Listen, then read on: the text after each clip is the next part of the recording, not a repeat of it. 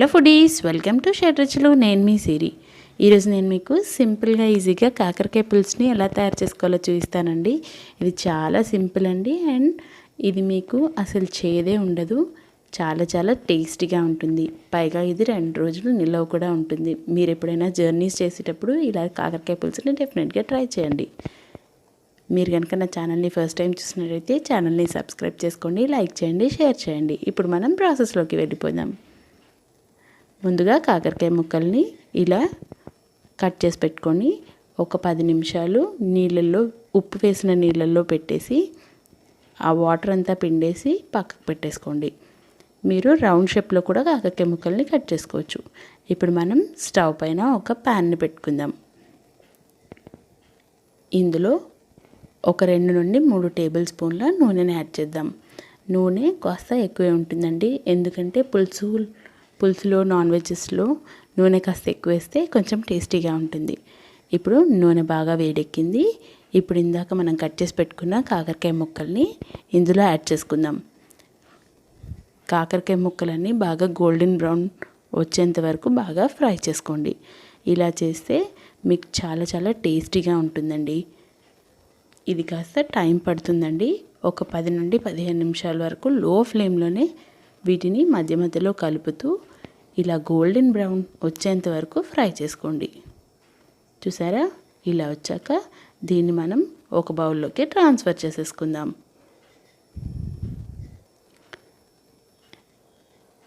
ఇప్పుడు అదే ప్యాన్లో మనం కొద్దిగా ఆయిల్, ఆల్రెడీ మనం వేయించి పెట్టుకున్న ఆయిల్ ఉంది కదా, అందులో కాస్త జీలకర్రని యాడ్ చేయండి. అలాగే కొద్దిగా కరివేపాకును కూడా యాడ్ చేయండి. కరివేపాకు కాస్త చిటపట్లాడి జీలకర్ర వేగాక ఇందులో మనం 2 నుండి 3 ఎండుమిర్చిని కూడా యాడ్ చేసుకుందాం. ఇవి కాస్త వేగనివ్వండి.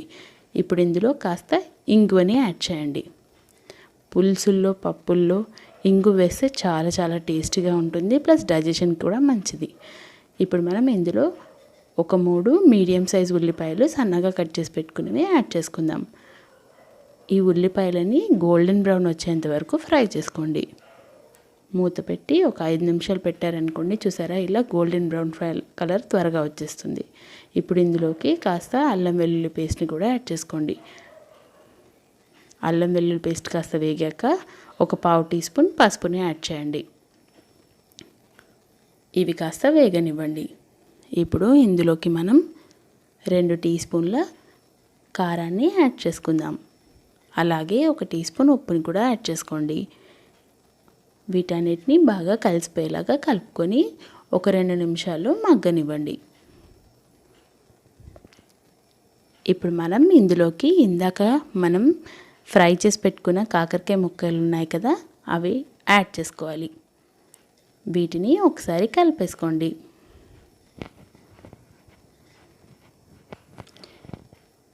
ఈ కాకరకాయ ముక్కలకి ఉప్పు కారం పట్టేలాగా ఒక 2 నిమిషాలు వీటిని మగ్గనివ్వాలి. మూత పెట్టి ఒక 2 నిమిషాలు మగ్గనివ్వండి.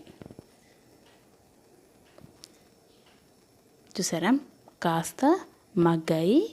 ఇప్పుడు మనం నెక్స్ట్ ఇందులో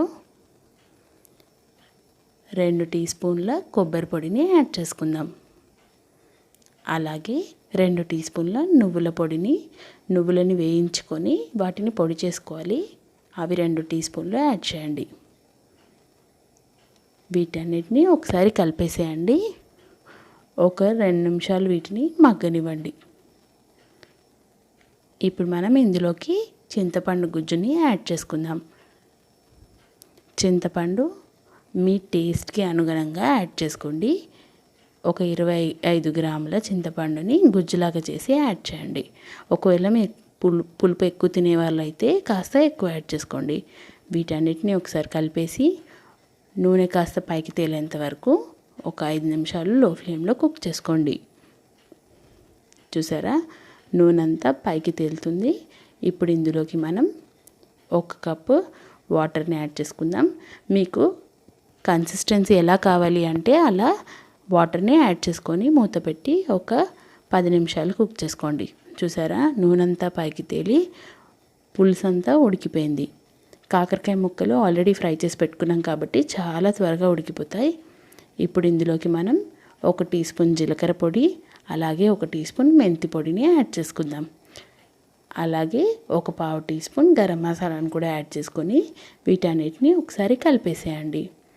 మీకు జీలకర్ర మెంతుల పొడి యాడ్ చేశారనుకోండి, కాకరకాయ పులుసులో చాలా డిఫరెంట్ టేస్ట్, చాలా బాగుంటుంది కూడా. ఇప్పుడు ఇందులో కొద్దిగా బెల్లాన్ని యాడ్ చేయండి. ఇలా పులుసులో బెల్లం వేస్తే ఆ రుచే చాలా బాగుంటుందండి. ఒక 5 నిమిషాలు మీరు మూత పెట్టి ఉడికించుకోండి. చూసారా, కాకరకాయ పులుసు రెడీ అయిపోయింది. ఇది చాలా బాగుంటుందండి. మనకి రోటీ చపాతీలోకి, అలాగే మనకి అన్నంలోకి చాలా టేస్టీగా ఉంటుంది. ఈ రెసిపీని డెఫినెట్గా ట్రై చేసి ఎలా వచ్చిందో నాకు కామెంట్ సెక్షన్లో తెలియచేయండి. మీరు ఈ రెసిపీని ట్రై చేసినట్టయితే నాకు ఇన్స్టాగ్రామ్లో డెఫినెట్గా షేర్ చేసుకోండి. నా ఛానల్ని లైక్ చేయండి, షేర్ చేయండి. ఈ వీడియోని కూడా షేర్ చేసి ఒక లైక్ కొట్టేసేయండి. మీకు మీరు ఇచ్చే ఎంకరేజ్మెంట్ నాకు చాలా అవసరం అండి. Thank you so much for watching. ఇట్లు మీ సిరి.